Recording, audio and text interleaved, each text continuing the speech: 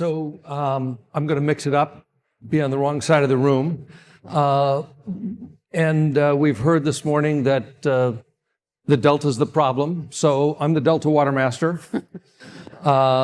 So blame me. But actually, we've got a lot of perspective in this room and in the materials leading up to this summit, which focus on the Delta from the perspective of this audience. How do we make the Delta work better for water supply for the huge population, the huge economy that we're trying to service? So one of the things about this panel is I think we've got the ability to describe additional perspectives that will help to answer some of the questions about how this is so difficult, why it's so difficult, and what are we doing to solve those problems. Because from the Delta Reform Act of 2009, we're committed as a state through legislative directive to co-equal goals of improving water supply and improving the environment while taking cognizance of the fact that the Delta is a place, not just a conveyance. So I think, however, with the title, to pump or not to pump, we ought to start with that elephant in the room. And so, Carl, I'm going to ask you to start by talking about how the conveyance facility fits into your job as director of the Department of Water Resources, and how it fits in to the broad perspective, the resiliency plan and the water conservation plan that the administration has come out with. So you get to start. Okay. Everyone can hear me all right. Hi, everyone. Thank you for having me, and it's great to be on this panel this morning, and this is the question. I am the Department of Water Resources. We have a lot of activity in the Delta, and I personally have been around the conveyance project for quite a while, different ways of approaching it. And my view, and I think, where we're headed as the Newsom administration is a very intense awareness that with our more extreme conditions, take last year, for example, we had a record number of dry days in a row. I think it was about 250 something, someone can correct me, as we were heading into October. And then we had our largest single day rainfall total in Sacramento. Then we had a warm November, and then we had an incredibly intense December. We were at 212% of average snowpack for December at the Berkeley labs, and then we swung right into our driest wet season on record. And that driest wet season on record, we blew that record, we just smoked it. Before, it had been about 15.5 inches for that January, February, March period. This past year, it was 5.5. So to me, the point that really makes is that you can have extreme conditions in the middle of an exceptional drought. And that, in and of itself, is just a crux of what we need to be doing to address, with my State Water Project hat on, to address the reliability, the long-term reliability of that project over time. Is creating the facilities that can function in that kind of an environment. I think what's also absolutely crucial to understand is that we also know that surface water supply over time, by virtue of warmer temperatures, it is decreasing. There is no question about that. The question is by how much and on what pace. And that was the cornerstone of the Newsom administration's adapting to a hotter, drier future, was really understanding that temperature in and of itself is a new demand that we hadn't been factoring in as much as we need to, as quickly as we need to, given what's happening with climate. That was very manifest, less this past year, but the previous year, so in 2021. If you all remember, in 2020, we had a pretty big heat dome, just like the one we experienced last week. I think that was only last week. And that created dry conditions that became manifest 8, 9, 10 months later when we saw runoff. We had decent snowpack, but we had warm conditions, we had very dry soils, and there was a lot less runoff than we are traditionally used to into rivers, streams, and reservoirs. And so, to me, a big part of how we're approaching the Delta and why the conveyance project continues to be very important is when those storm events do come, we are going to need to have a much more efficient way and safer for the environment to capture that water and put it into storage so that we as a state, so that we can really survive these extended drought periods. And, it's happening in real time. There's nothing like, experiencing things in real time and then doing some work to understand, well, if we had this in place, if we had that in place, how would that change our set of circumstances? And maybe the last thing I'll say, Michael, is to me, what's most important about the, I call it the hotter, drier strategy, is that we absolutely need everything. I mean, a lot of us are used to the all of the above strategy, and we've been talking about that for a long time. But when you really see this added demand that warmer temperatures is creating, it means we have to recycle. We have to figure out where desalination belongs and be serious about it. It doesn't belong everywhere, but we have to understand that because there are limited new supplies available to us. We also have to reduce demand in a permanent way. It's going to take all of those things, and not one of those things supplants the other. And that's our collective challenge. Actually, I can't think of a better time to be DWR director because there's so many things that we've seen down the road and they are now upon us. And it's a moment to reflect on the decisions that were made before us that allowed us to be here, for better or for worse, depending on your perspective. And we have an opportunity to make that same scale kind of investment and reinvestment in our water system, and we can do it better. And we need to be doing it in a way that meets more needs, not fewer. So it's a good time to be having these kinds of discussions. Thank you. So I want to stay on that theme of the conveyance project. I want to talk about other infrastructure in the Delta too, but staying on this one. And I'm going to ask Dr. Larson and Ms. Terry to comment on some of the aspects of what we don't know. So the science, the lead scientist for the Delta Stewardship Council, talk to us a little bit about the science action that you're driving the science community to respond to the unknowns. Because the picture behind us demonstrates, if nothing else, that it's a complex system. And when we've got the co-equal goals, knowing what's going on in the science to inform not only construction, but operation. I'm going to ask you, first of all, to talk about that. And then, Melinda, I'm going to ask you to talk about some of the conditions. Great question. Thank you. So in terms of what we don't know, I would say one of the biggest uncertainties is understanding what's happening in the upper watershed. One of the things that was a big surprise with the last drought was how little of the available precipitation actually made it to reservoirs. And in part, this is due to the phenomenon of the hot drought that Carla just spoke about. Soil moisture stores in the upper watershed are incredibly depleted. And so when we do get big rain events, a lot of that water goes to replenishing those soil moisture stores before connecting to the streams, before connecting to the reservoirs and actually replenishing those reservoirs. And so having a better forecasting system that takes into account those warmer temperatures and what is happening throughout the watershed is a big challenge at hand. We have an independent science board that just released a water supply reliability report, and one of the things that they called for was improved forecasting.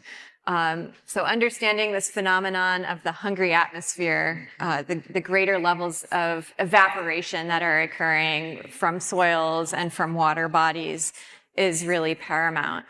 We need to be able to have better forecasts at multiple time scales too. That this was another thing that was discussed in that water supply reliability report. Through the rainy season, we do know from long-term climate models that the past year that we just experienced is not unusual. It maybe is unusual in our own experiences, but all of the climate models tell us that the rainy seasons are going to become shorter and sharper. They're going to start earlier, they're going to be more extreme, and they're going to end earlier in the year, delivering more water as rain and less water as snow. So being able to anticipate when that water is going to fall, how much of it will be effectively stored as snow melt through the wet season, and then when that water is going to be delivered to our system of reservoirs in order to anticipate how to better manage those reservoirs is a key challenge. And so with respect to conveyance, really being able to anticipate when we need to operate that facility with respect to the upstream and the downstream storage that we have is a key knowledge gap. And so again, the health of the watershed, we've talked about in many different contexts here, is critically important to the water supply. But when you get down to the legal delta, the place where the tides interact with the river influences, and where everything right now essentially gets balanced on the backs of the state and federal project, because of the regulatory regime that we're in, which is undergoing some change. We'll talk about that, I'm sure, a little bit later. But Melinda, I'm going to ask you to talk a bit about this issue that Graham mentioned before, that this new project gives operators greater flexibility to respond to a much more dynamic and changing system. And it's only going to grab the excess flows. How do you think, as the general manager of the North Delta Water Agency, about the operating conditions with respect to this new tool? Well, I'm in a unique position. One, our agency's acreage is almost half the legal delta. We're the only delta. There's 3 water agencies. There's other entities in the delta, obviously, but we're the only one that has a settlement contract with the state for a dependable supply of water of certain quality. But I also wear a flood control hat. I'm actually the executive director of the Central Valley Flood Control Association, rather. So reclamation districts in the delta and then north of the delta are my membership. And there's lots of concerns for us, obviously, as needing the water supply of certain quality. And operations was always the big concern. When we're in the excess condition, God bless you, take the water. We're in excess, from a flood standpoint, from everything, that would be nice. But is it really only going to be operated that way? So far, we're still evaluating the EIR, but it says only 16% of the export flow is going to come from the North Delta intakes. That seems low for the investment, if you will. But we're worried, can we really believe that from an operational standpoint, particularly because another part of the EIR, I think, indicates an increase in dry and critical dry years of supply to the exports of, I think it was 3 to 9%. Well, it's very confusing for us to hear that sort of stuff.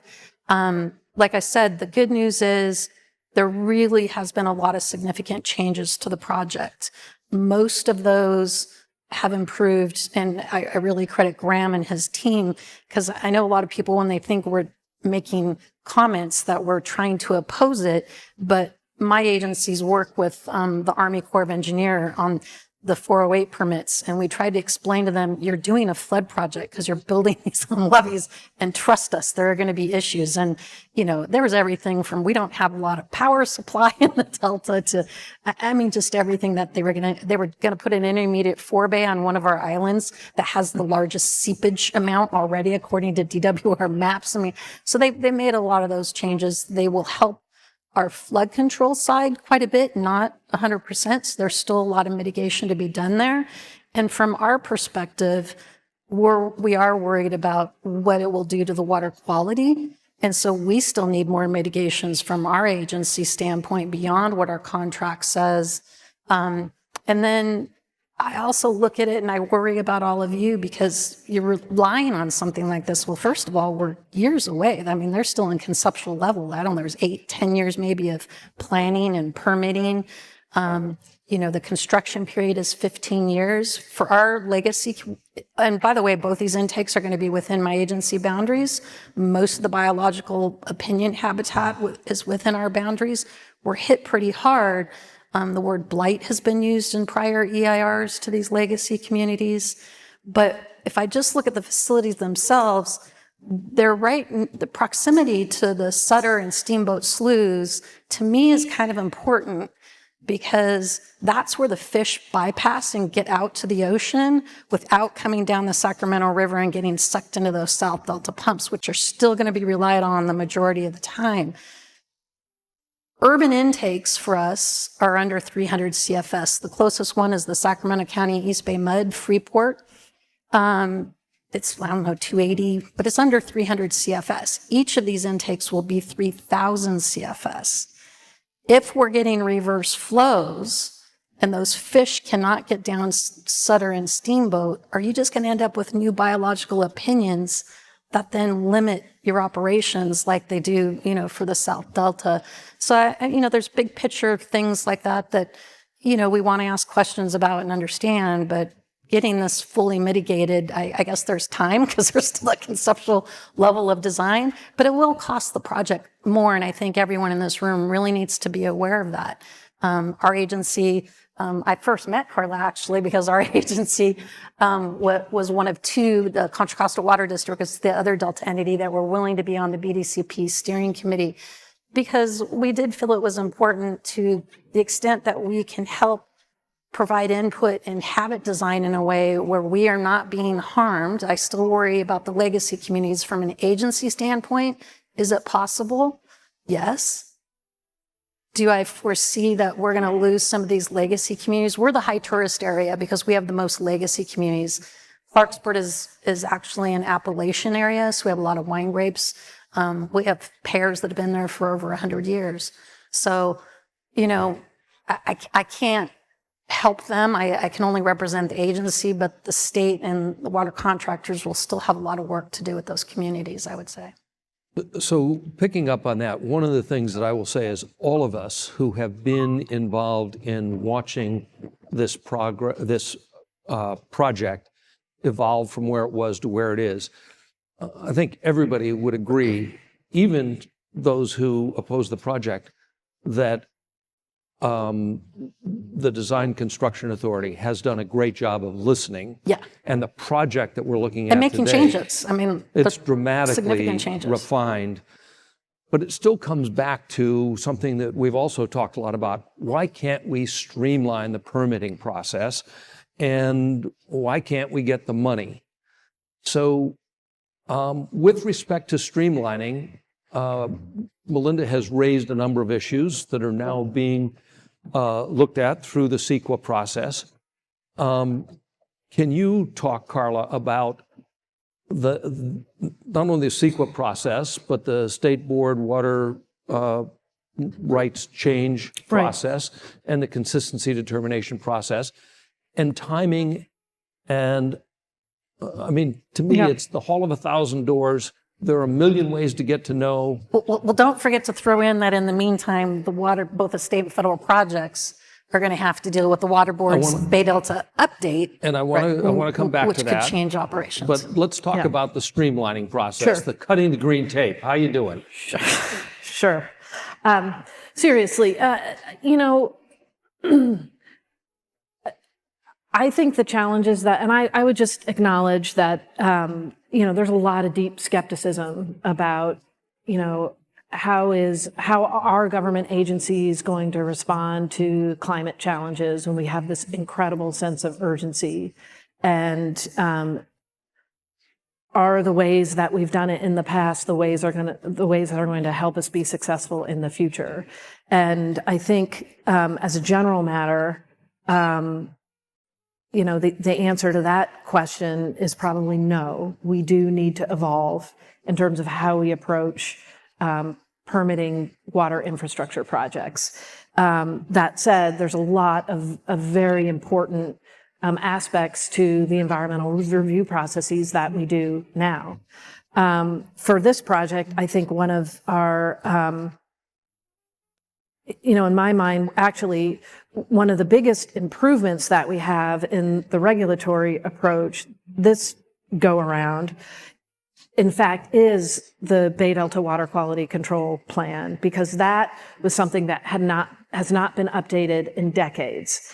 And so with our previous project, and that's something that's handled by a different entity, and that's the entity, the Water Resources Control Board, that the conveyance project needs to go in and say, we need to divert from a new place in the Delta, and they need to make a determination that we're not going to harm other water users. And the challenge was we had been planning to do that based on, information that they had developed decades ago. And it was darn near impossible to kind of move through that process in any way, just even functionally, let alone deal with some of the true challenges we have around trust and, people having confidence that, the rules are going to be followed.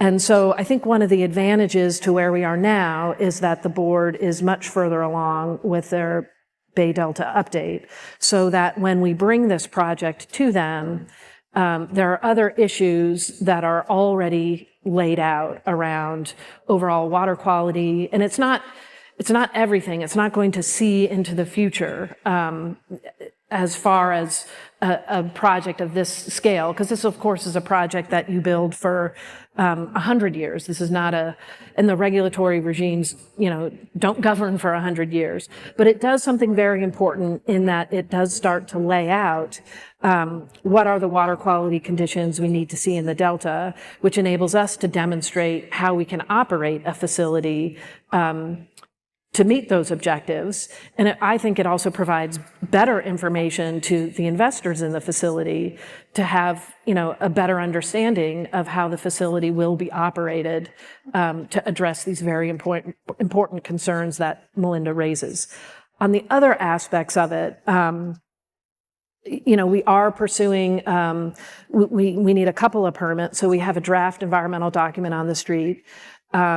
There has been an enormous amount of work by the Design Construction Authority to, for lack of a better word, really simplify on the front end by investing in engineering, by doing better, much more detailed outreach. And I think that's what you're seeing with the alignment, moving to the east as the preferred alignment. It answers a lot of fundamental questions by, frankly, taking those impacts off the table, which is what we really needed to do. And so that's where we are with the environmental review document, but we still need to address this question about how does this work for endangered species, and that is the California Endangered Species Act permit and the federal permit. Those are things we're moving forward with right now. And then all of those things create the record that we present to the Water Board. And don't forget the Army Corps. And the Army, yes, we are. We are with the Army Corps, which is its own. There's a lot of reasons actually to be positive about the Army Corps right now. I think we've got some good leadership there, leadership that had been with Interior and Reclamation that creates a much, I think, sort of deeper understanding of the interactions in the system. So there's reasons to be positive in that, on that front. And so those are the things that we take to the board. In my experience, this is really about, impetus coming from the administration to say, this is something we need to prioritize, this is something that we need to get done. I heard Mr. Miller say, and I wanted to stand up and cheer, you know, we're all in the water world, and this is a moment that if you are in the water world, if you are in this room, you need to get educated on projects. They don't just happen, we need to make them happen. And that's the kind of direction that we need to move through the permitting process for this facility. That is the kind of direction that I'm certainly getting from this governor. We want to work with our federal partners to do the same. And I think we are really at an important point in our collective history when we have these significant challenges on the Colorado that demonstrate there's a real relationship there when we think about water resiliency across the Western United States, and that that's going to help the federal administration be our partners in the Delta in ways that they haven't necessarily been to date. And that's how we're going to get through the permitting process. This is the long-term project. Like I think about the panel before, Mission Impossible, right. And, you know, so for those of you in the room looking, you know, for something quick and soon, because we are having these situations that could get worse, I mean, understand this isn't it. I mean, it may be your project long-term, but this is not coming online because I didn't mention even the litigation that's going to occur. So, right. There's a lot of hiccups on the timing side of it in particular. Both things are true. This is really complicated because there are a lot of interactive issues that need to be taken into account. But as you all know, I report to the State Water Board and to the Delta Stewardship Council, both of whom are going to have decision-making authority in this. So I'm very careful to have no opinion. Having said that, it does seem like, number one, since the last time that the prior project came to the board, there has been a lot of work that's been done. And I know it can seem like there's nothing happening, but you'll come to the water board this time with a completed environmental impact report. Right. That didn't exist last time. We will have a water quality control plan update. We got a portion of that. Mm-hmm. We'll have a better sense of how it's going to get implemented, whether through a regulatory approach or through voluntary agreements. And all of that will help provide the evidence in the record to make the determination of consistency. So even though totally agree, it's still the hall of 1,000 doors, but the project has opened and closed a lot of those doors. Now, the question is whether you get down further the hall and somebody opens one of the ones behind you anyway. But in terms of, this is where I want to go back, Laurel, to the science action agenda. You've really driven that to make sure that our expenditures in science respond to the questions that are still out there. Can you describe, because I don't imagine that a lot of people in Orange County are paying a lot of attention to how differently the science is going today than it used to go when everybody hired their own scientists and we had a lot of combat over it. Can you describe that sea change? Well, thank you. It is a sea change. We are emerging from the era of combat science, and a big part of what we're trying to do at the Delta Stewardship Council and within the Delta Science Program is to build trust in the science. Part of the way in which we do that is being more inclusive in the way that we do science. And so well, first of all, we just produced the 2022 to 2026 Science Action Agenda, which prioritizes the science that we invest in. And when we developed this, we undertook a 2-year period of going out to the community, engaging with resource managers, engaging with stakeholders who are residents of the Delta or part of the NGO community, and asking them what their top management questions are that require science progress. And we compiled a list of over 1,000 management questions. Then through a series of subsequent workshops and a lot of staff time that went into merging questions and finding where they could be addressed by common types of science projects, we narrowed that down to a list of 65. It ended up becoming 66 through our public comment process. We then crafted a science action agenda that consists of 6 broad management needs that relate back to those top management questions and has a series of specific science actions under each of those science needs. Many of these science actions deal with deepening our understanding of social processes in the Delta.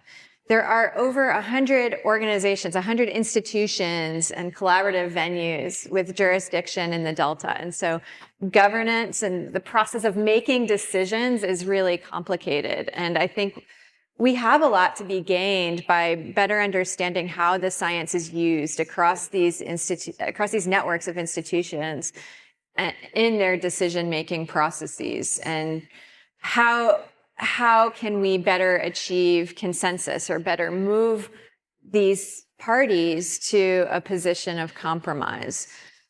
So, noble effort and a real change in the way we're approaching this. But of course, we've got a very dynamic system. Climate change is going to change it more and faster, and we'll have surprises along the way. So we're never going to know enough to confidently decide exactly what to do. We've got to accommodate uncertainty in the system, and yet we've got a regulatory approach that is years in the making. And I want to ask all the panelists, how do we make our regulatory system respond in a timely fashion so that it doesn't continually get, as Carla said, way behind the 8 ball in terms of a regulatory regime that's now 20 years old in a dramatically changed environment? And that acceleration is what we're predicting with climate change. So how do we deal with, we talk all the time about adaptive management, and yet we've got an ossified regulatory system. So what do we do in terms of governance? And this goes back to a question that was asked earlier. If we're really serious about this, do we start cutting through and saying we're not going to do a CEQA analysis that after it gets through the system is then subject to litigation? Because we're in this endless cycle. I mean, just Monday of this week, the State Water Resource Control Board got an appellate court decision about actions it took in 2015, which turns out were beyond authority. On curtailment. But 7 years later, we found that out. Litigation is not a way to get this through. So what about the notion of making this, and I don't mean just the tunnel project, I mean making the upgrade, the refinement, the reimagining and redevelopment of our infrastructure such a priority that it can get through that hall of 1,000 doors rather than having to deal with all of them multiple times. So I'm going to give you first crack at that. Good, because I really wanted to start off. I don't think I'm exactly going to answer your question in the same way I'm the moderator. that you intended, but it's going to deal with the climate change answer and hopefully provide answers that a lot of people question about that are outside the Delta. But it also is going to talk about one of the rare successes in the Delta, which are the levees. So first of all, I want to make clear we've never had a levee fail from an earthquake. Even in 1906, when the levees weren't as good, they did not fail. And back when the peripheral canal was rejected by the voters through a statewide referendum vote, the state and everybody, water contractors in particular, needed to come up with a plan B That plan was, they had the legislature approve the creation of what's called the Delta Levees Maintenance Program. That is like the biggest success, which is run, by the Department of Water Resources. And then later that the legislature created the special projects, which gives the department some flexibility, particularly for state water supplies. But it's the big success. We've not had any, it's been probably more than 25 years since we've had levee failures during storm events, because we've really improved these levees. And part of that is because of Hurricane Katrina. We got nearly $4 billion, and actually it was over $4 billion in bond money. About $1 billion of it went to, maybe close to $1 billion, to the Delta levees. And so we don't have it overtopping anymore because of that program and then the bond funding that came in. And then since then, we've just really been trying to improve them in a stability way for when these storm events come. But they can happen. Tyler Island in 2017, I believe it was, did almost fail. Luckily, farmers were there and saw it starting and had bulldozers and literally got to stop it. But what's interesting is, like I said, for, more than 25 years, we haven't had a levee failure during a storm event, but we've had two big failures. They were both in June. One was in 1972, Brandon Andrus Island flooded out the town of Isleton. And then in June of 2004, the Upper Jones Tract. And both of those did cause temporary shutdowns of the projects. And unfortunately, you have to release some reservoir water after that. But I guess that's maybe the good news part, that the flood management branch that Carla's in charge of. I mean, it's really been making a lot of progress. And even for the tunnel project, it's a dual conveyance. And I'm going to end on some good news too, because it's rare. So the other two water agencies, they don't have a contract. They do tend to be very litigious on all these issues. There is a lack of trust in the Delta, no doubt. But since Metropolitan Water District bought the 4 islands, I know South and Central have been working very closely with them to identify the levees that are the corridor for the water supply, because we do want to help you in that sense and help support that. So I'll just end that there, because it is rare. It's a new change dynamic, and it's progress a little bit. And absolutely, I want to second that. Metropolitan's purchase of those 4 islands in the central part of the Delta brought into the Delta what has become a trusted partner. Metropolitan has been a terrific steward in the Delta. They've It's made them communicate more, I think. much more communication, and they haven't come in and said, this is what we ought to do, this is where we ought to go. They've become part of the community, and this Central Corridor project is a great example of where the Central Delta Water Agency, one of the most litigious, is actually shoulder to shoulder with Metropolitan on levee improvements to maintain and develop that reliable Central Delta corridor that even if and when the projects, the dual conveyance, the conveyance project, it's still going to be 15 years before that happens. And even after that happens, it's only 6,000 CFS. Most of the water that comes to Southern California through the State Water Project is still going to have to traverse through the Delta.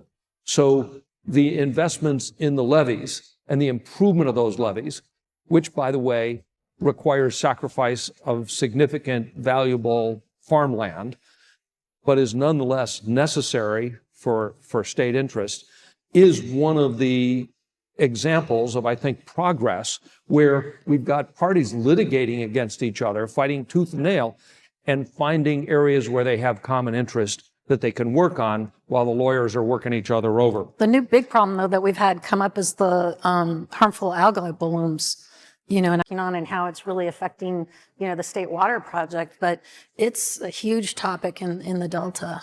I agree. Big challenge. And just one other thing in terms of bright spots is the South Delta Master Plan.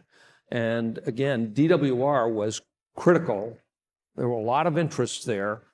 DWR provided money and stepped back. And that money allowed the South Delta area to come together. They had the resources to develop a plan. And, again, DWR was there help with getting money into the budget, but also agreeing to take the lead on the permitting. And to have the South Delta Water Agency partner with DWR and say, yeah, we agree on this project, which is necessary to halt the accelerated deterioration of the Southern Delta, which is killing all of us. And to say, and now DWR, help us with the permitting, which you know how to do. Jacob and Bill and their team have done a terrific job. They've become partners with the community. And I think that is one of the bright spots, one of the ways that we can find a way through this process with some collaboration while the lawyers work out all the things that we can never agree on. Michael, could I respond? I think you really hit the nail on the head with something that you just said, which is the collaboration. And the way I would answer your original question is that we need to find ways to help diverse agencies and individuals think through what these future challenges will be together and in a very concrete way. There's a branch of science, they're considered to be futurists. And one of the things that futurists work with agencies to do is they help them run through simulations. And this might be a simulation of a future flood condition in which we have several levee breaches. It could be a simulation in which we reach dead pool at a large number of our reservoirs. You immerse yourself into these simulations. Different agencies actually go through the communications they would undertake in such a situation. But it's a way to help them concretely think through the mechanics of the scenario. And maybe agencies realize we need a fast contracting mechanism to get people on the ground to repair a levee breach. I think we need to do more of this, and I think we need to have policymakers engage in these simulations in partnership with scientists who could help structure those simulations in a way that really is representative of the future conditions that we're likely to be experiencing. So Carla, I see Jeff in the wings here, but do you want to take the last crack at that? Sure.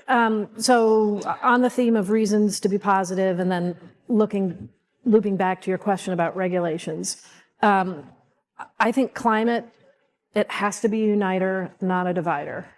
And we all have a choice to make about whether or not we want to participate in responding to climate as a uniter. And in the Delta, that means not just a conveyance project, it means flood control, it means water quality, it means what is the future of agriculture in the Delta. And we need to come up with solutions that work across that. Not the least of which is how do we continue to support it and support it in a better way to help endangered species and, more broadly ecosystem. And my observation is that, and I see it on the energy front because the department's very engaged in that. Like, what is it really like to transition? And I think there are some real analogies with water. And I think that there's a lot of, like the conveyance project and like the work that the DCA is doing, there's a lot of really important work happening on that, happening on the habitat front. We have moved Delta smelt. We had, first time ever, we had a release of Delta smelt into the Delta that were raised in captivity, if you will.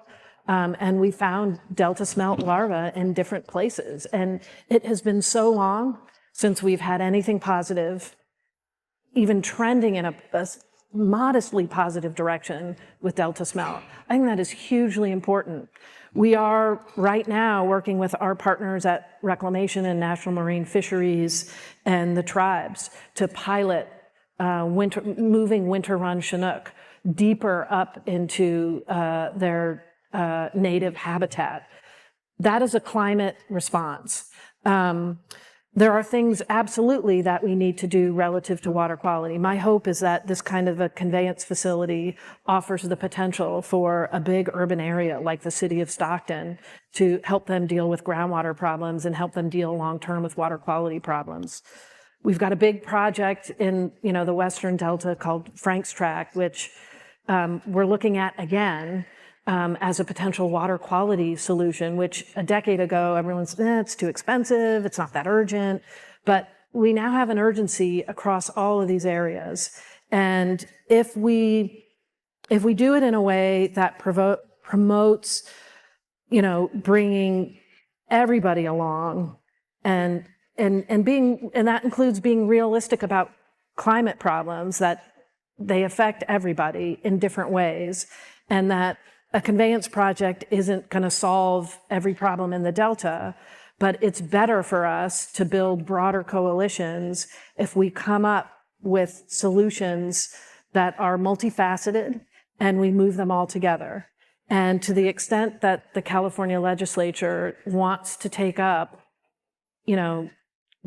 how well our regulatory regimes work for us in this climate reality, we're going to be a lot more successful if we are showing that that is not a harm, that actually enables projects to move forward, multiple projects, again, not just conveyance, not just about pumping in the Delta, but multiple projects that ready the Delta to be more resilient. And that includes flood, it includes water quality, and it includes things that we need to be doing to identify ag sustainability. And I think we can. I think these smaller successes, we've been working a little bit with Delta landowners in new ways about, sort of testing ag and different kinds of crops.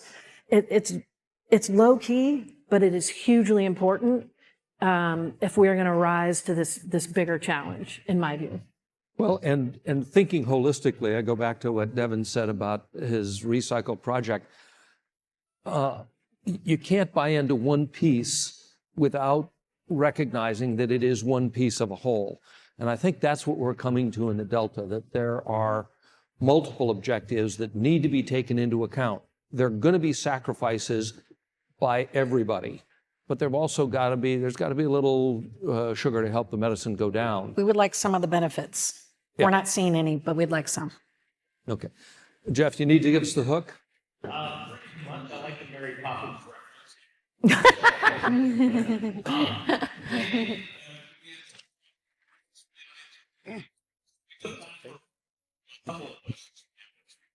Jeff, thanks. I have a question. Hi.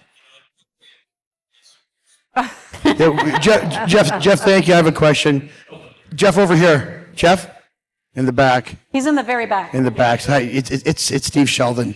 So we had submitted quite a few questions to the panel that we wanted to have addressed, and I just wanted to go over a couple of those questions. I didn't hear them directly addressed by the panelists.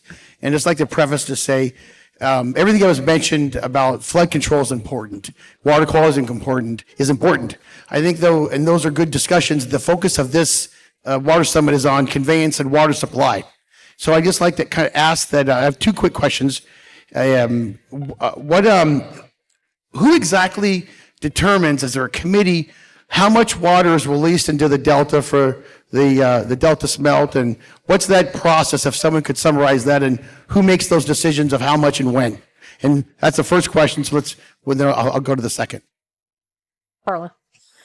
I think this is what I said before, and I think you were nodding, that everything in the Delta, in the whole Delta watershed, gets balanced on the backs of the projects at the bottom of the system in the legal Delta. That's correct. And so regulatory agencies make those decisions. That would be federal regulatory agencies and the Department of Interior. That would be our state agencies, California Department of Fish and Wildlife, and the Water Resources Control Board. And so that's what ultimately, Thank you. We're aware of that, but what committee, what people make the exact decisions of the millions of acre feet that flow into the Delta that don't come down to Southern California? Is there a committee? What people? What's the process? None of our colleagues seem to know that, so that's why we're asking you. Sure. So There are institutions that have specific authorities, and there are project managers that help on those permits. I have people who could talk in detail about what's in our permit and why. And yeah, we would invite that. We've got a lot of information about that available, and I'd be glad to. You have Thank operations. you. You have Thank you very operations much. People that. Oh, absolutely. Yeah, there's Yep. operations Is there- people in the department. Yep. Is there a committee, like a name of your committee? When you No, folks get together? no, it's the Department of Water Resources. Right. And if you go on our website, we articulate how we're operating and why. Okay, so the next question is regarding the Delta smelt. And I think in the past 3 to 4 years, the U.S. Fish and Wildlife does protocol studies. They have not found a Delta smelt in the Delta. They're being breeded at the UC Davis, I think you referenced. Right. So at what point, if we can't find them, do we, from many people's point of view, prioritize people having water over a fish that is, so to speak, MIA now? And how does that issue get addressed? At what point do you call it quits? Well, there are lots of other fish that we need to protect that are also endangered, predominantly salmon species that have other industries connected to them. So that is partly why I think the bigger approach is understanding that if you are supporting ecosystem function versus individual fish, then you're supporting a system that can more broadly support native fish and wildlife. And I would say on Michael's point that part of our problem is that, for decades, when we in California had, a water rights system that was focused on abundance, in my view, not administratively managed well enough to help us meet our future needs in California. The state and federal water project said, we'll backstop the whole system. No matter, what's happening in there, we'll provide additional water because we were junior to the system.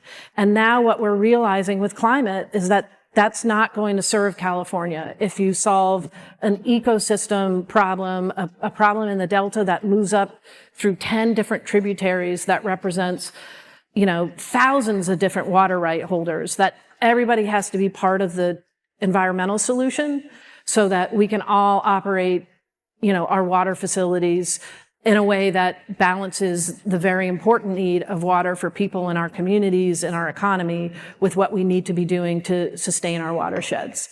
And we're making enormous moves in that direction. It is worth pointing out that when that burden was put on the state project, it was always anticipated to be temporary until Right. the revised water quality control plan. Nobody assumed back in March of 2000 that we'd be here in late 2022 without an update to a water quality control program that, according to state statute, is supposed to be updated every 3 years. Could I add something? Is there enough time? I also think it's really important to emphasize that this dichotomy of water for fish versus water for people is a bit of an oversimplification. A lot of the water that's released from reservoirs to flow through the Delta indirectly benefits water users in Southern California by keeping salinity that is pumped by tides out of the Southern Delta and away from the intakes to the State Water Project and Central Valley Project. There's a fascinating report that the Public Policy Institute of California put out in May of this year that does rigorous accounting of how much water flows into the Delta and what it's used for.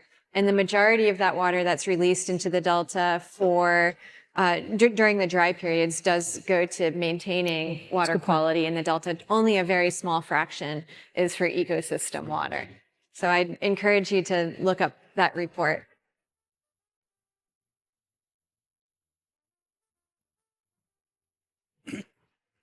And I know this is probably keeping everyone from grabbing lunch, but hey, when we moved from the canal to the tunnel system back a number of years ago, I've always been amazed that we didn't change the location of the intake. And I understand the 7-foot increase in sea level by 2050. But I'm wondering if we wouldn't solve things at least on an interim basis where we would, for a number of years, be able to grab high flows, which is the primary purpose of a tunnel, in the Rio Vista area, south, considerably south. So the tunnel would be more like 20 miles instead of 40 miles as envisioned. And according to my seat of the pants math, would be about half the cost. And it would resolve a lot of problems that Melinda has in the North Delta Agreement. The second question is, hey, now that we have climate change, should some of these agreements and things that we've made in the past be looked at due to a change condition? That's a legal thing. Michael is the only one up there that's that I know of that is. You are, Carly. Nope. But he's the only one up there who is a legal. And I'm wondering if we shouldn't be doing that because climate change was certainly not envisioned when a number of agreements were made in the past. And it should be a reopener, I think, on the legal process in California. So 2 questions. Why aren't we moving the intake so it's much closer? The water is really good quality during the big gulp, during wet periods of time. It's fresh down to Cadena Strait. It's a whole lot easier, faster to make, and it's a whole lot cheaper. Thank you. I think a pretty big challenge that we have in anything moving towards the west, which I actually think is a situation we've evolved away from by moving further east here, is, just constructability of it. This is a 10-year construction project, and, what does it take to get those boring machines in and develop that project in that kind of geology? I'm sure Graham can speak more fully to that, but just as everything I know, having been around this project for a very long time, that probably tops the list, just given how much we've learned over the course of the last 4 years around the sort of implementability and constructability of putting a tunnel, through the Delta.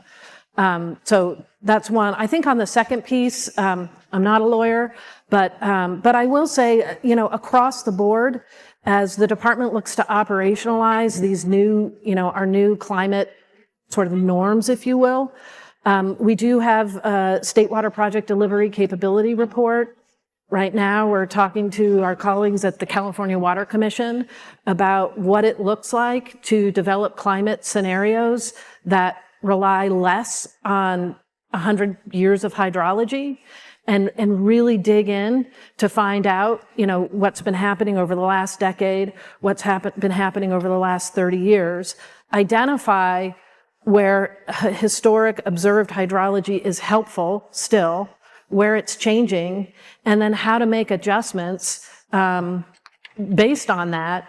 And that's, I think, going to be a much more functional way to manage risk, but also disclose risk to all of our state water contractors. And that's just an example of, I wouldn't necessarily call it a compact, but it's certainly a, kind of a bread and butter document that all of our water contractors rely on, that needs to be updated based on what we're learning and experiencing about climate. So it's a lot of shift happening at once.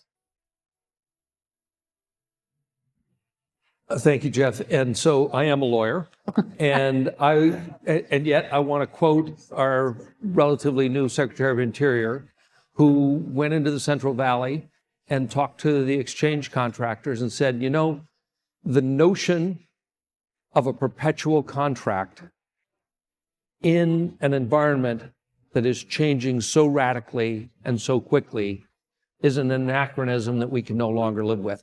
How do we become more resilient, in part by working together, by collaborating to hear each other's concerns and to unite around a few principles? There is nobody in the Delta, and you correct me if you think I'm wrong, there is nobody in the Delta who wants to be responsible for or to stand in the way of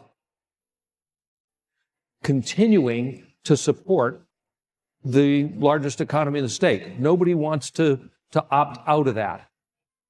The Delta is looking at a variety of challenges and I would say interested in being part of the solution, but not the sacrificial lamb. But I was just going to say, they just don't want to be the sacrificial lamb, yeah.